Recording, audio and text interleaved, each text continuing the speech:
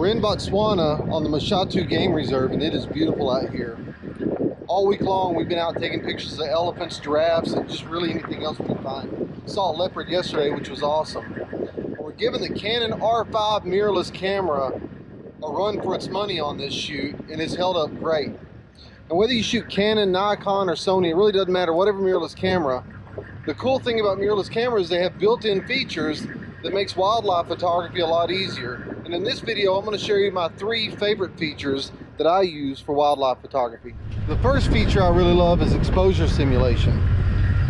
You know, with my old DSLR cameras, I would have to expose the picture and look at the back of the camera to really understand what my camera was doing.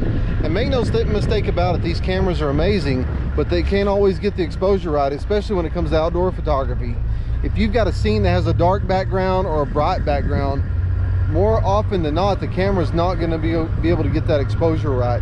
So what exposure simulation does is what you see is what you get. You're able to look through the viewfinder and really get a sense of what the final image is going to look like. So that way, if you need to adjust your shutter speed or adjust your aperture or ISO, whatever your preferred method of shooting is, you can do that and see real-time results on how that will affect the exposure. And the good thing about exposure simulation, if you're learning, it helps you learn a lot quicker as well. Just like digital photography helps you learn quicker on the mistakes you're making on photography, with exposure simulation, you can see again in real time how the changes to shutter speed, f-stop, or ISO is going to make on your pictures that you're about to take.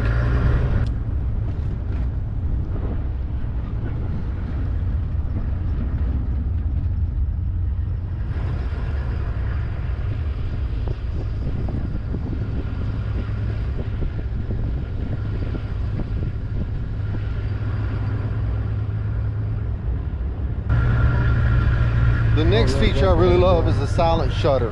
Now, this may or may not affect animals, but you know, when it all comes down to the final picture and the shots on the line, I'd rather have a silent shutter that's not going to scare the animals than I would have a shutter that's going to make noise and scare animals away. A case in point, this morning we were sitting in a ground blind and we had elephants just literally feet away from us, like 2 or 3 feet away.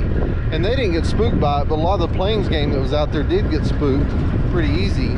But just the ability to switch over from mechanical to electronic shutter, where the camera makes virtually no noise, is really a game changer when it comes to wildlife photography.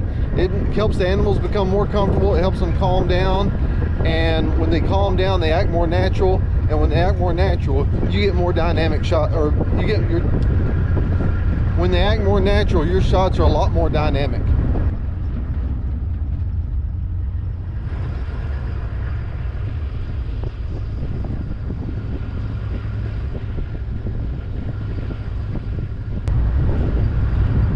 Now, the third feature I really like is the crop mode. Now, the crop mode allows you to go from full frame to a 1.6 crop in your camera and do it with the press of a button. It varies on different camera models how you do it, but I've got one of the buttons on my camera program where all I've got to do is press a button, roll one of my dials over once, and then all of a sudden I'm in crop mode. Now, some may argue that by putting it in crop mode, you're reducing the megapixels in your image, and you are.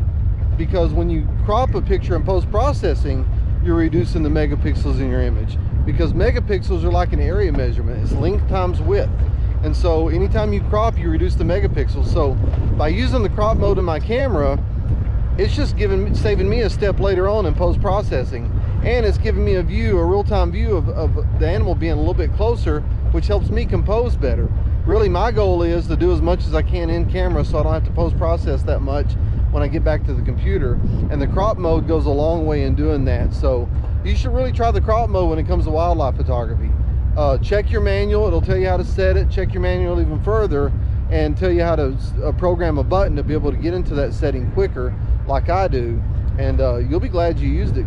It's like getting a free teleconverter without any loss in light when you put it in the crop mode. And so, like the rig I've got right now, it's 500 millimeters with a 1.4 extender, and then that comes out to I think 720 millimeters, and then you add the 1.6 crop mode on top of that.